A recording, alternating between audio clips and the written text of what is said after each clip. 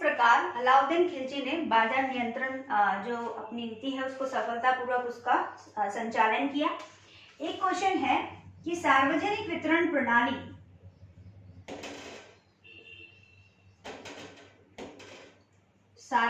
वितरण प्रणाली को किस शासक ने लागू किया था अपने शासनकाल में? तो वह था अलाउद्दीन खिलजी। सार्वजनिक वितरण प्रणाली यानी प्रत्येक व्यक्ति को, प्रत्येक नागरिक को राशन कार्ड दिया जाता था।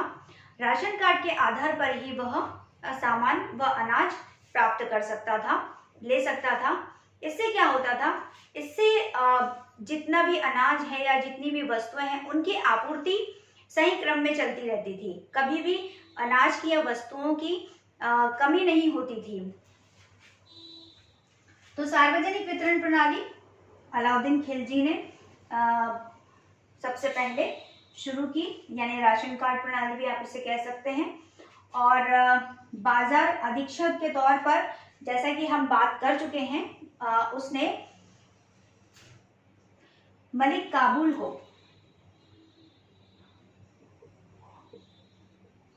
काबुल जो था उसका शहनाई मंडी हुआ करता था। इसके अलावा एक और क्वेश्चन बनता है, कृषि जमीनों की पैमाइश के बाद, कृषक या कृषि जमीनों की पैमाइश के बाद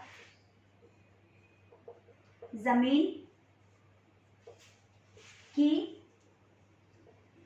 मालगुजारी वसूल की जाती थी।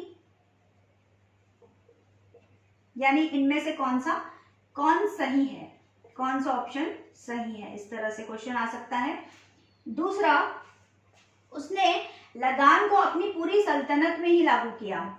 लगान संपूर्ण सल्तनत में लागू थी।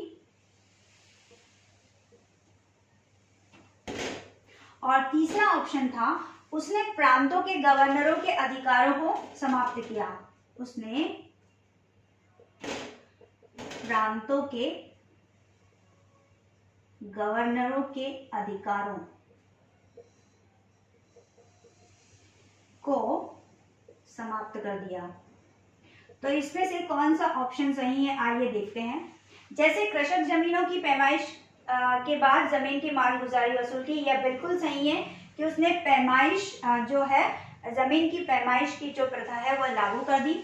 इसके बाद उसने प्रांतों के गवर्नरों के अधिकारों को भी समाप्त कर दिया। यहाँ पर पहले क्या होता था कि गवर्नर या जमींदार जो है लगान वसूल करते थे और भ्रष्टाचारी करते थे, और उसने यहाँ पर गवर्नरों के सारे अधिकार समाप्त कर दिए और कुछ नए जो अधिकारी हैं, निचले स्तर पर जो कर्मचारी हैं, उन्हें लगान वसूलने के लिए उसने रखा। और वह भी दीवान-ए-मुस्तक-राज के अंडर में बकाया लगानों की वसूली किया करते थे। तो यहाँ पर दीवान-ए-मुस्तक-राज जो है वह, यह भी एक क्वेश्चन बनता है कि दीवान-ए-मुस्तक-राज का क्या कार्य था, मुस्तक-राज का क्या कार्य था? तो वह बकाया लगान की वसूली करता था, बकाया लगान की वसूली करता था। ठीक है। और इसके अलावा दीवान-ए-मुस्तक-राज का संबंध किससे है? तो भू राजस्व विभाग से है, यह भी ध्यान रखने योग्य है, भू राजस्व विभाग से। इसके अलावा सबसे पहले दीवान-ए-मुस्तक-राज की स्थापना किसने की? कौन सा संस्थापक था? तो खिलजी वंश का अलाउद्दीन खिलजी, या फिर अली गुरशब भी कहते हैं इसको, उसका नाम है अली गुरशब, प्रारंभिक नाम अली गुरशब था। तो इस प्रकार हम देखते हैं कि दीवान-ए-मुस्तक-राज बकाया लगान की वसूली करता था, इसका भू राजस्व विभाग से संबंध था, और अलाउद्दीन खिलजी ने सबसे पहले इस जो पद की स्थापना की थी, इस विभाग की स्थापना की थी। और लगान संपूर्ण सल्तनत में लागू नहीं थी, केवल दिल्ली व उसके आसपास के इलाकों में ही उसने लगान को वसूल करने की प्रणाली लागू की थी। इसके बारे में R.P. त्रिपाठी जी कहते हैं कि निसंदेह राजस्व की वसूली में त्रुटि रही होगी और अलाउद्दीन को नहीं लगा होगा कि इतने बड़े राज्य से या इतने बड़े शासन से वसूली एक ही बार में पूर्ण की जाए। तो इस तरह से अलाउद्दीन ने संपूर्ण सल्तनत में लागू नहीं की, कुछ ही भागों में, दिल्ली व उसके आसपास के भागों में वह लगान वसूली करता था।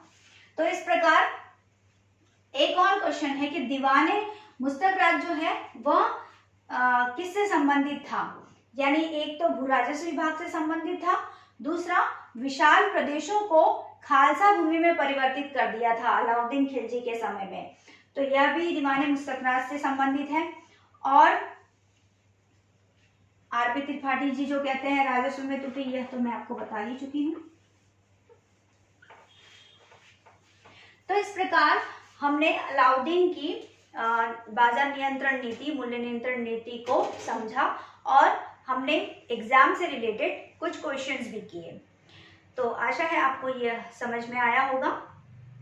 अब देखते हैं अलाउद्दीन खिलजी की इस प्रशासनिक, आर्थिक और सैन्य सुधार और इस बाजार नियंत्रण की नीति कितनी सफल रही। आइए मूल्यांकन करते हैं।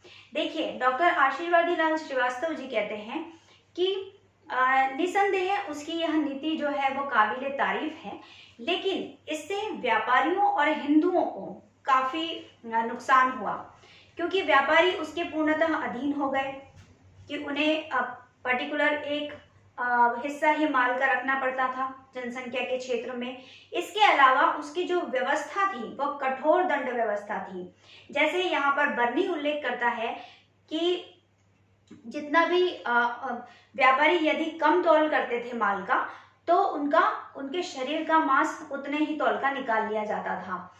तो यह कठोर दंड व्यवस्था थी। इसके अलावा जो माल विभाग के कर्मचारी थे, दीवाने मुस्तकरात विभाग के कर्मचारी थे, यदि वह भ्रष्टाचार करते थे तो उन्हें भी दंड दिया जाता था, यानी शहनाई मंडी के उन पर मुकदमा चलाया करता था और उन्हें जेल भी हो जाया करती थी, उन्हें बंदी बना लिया जाता था और उन्हें किसी प्रतिष्ठित व्यक्ति के पैरवी करने पर ही छोड़ा जाता था, यानी कि बेल सिस्टम भी था, जमानत का सिस्टम भी था।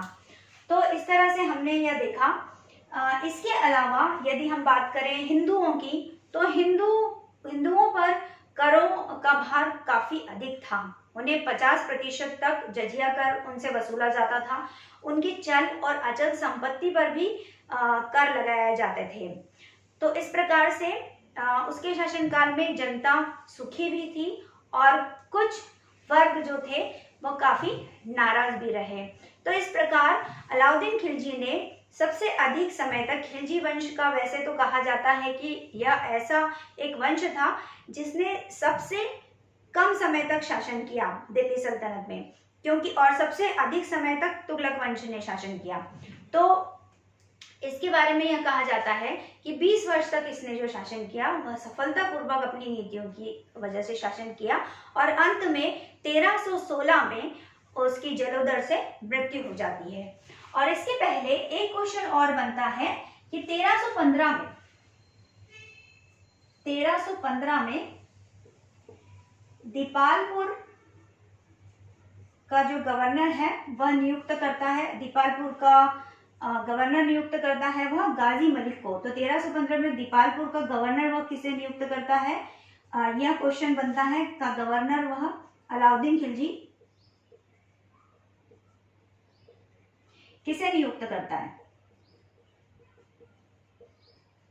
तो वह है गाजी मलिक।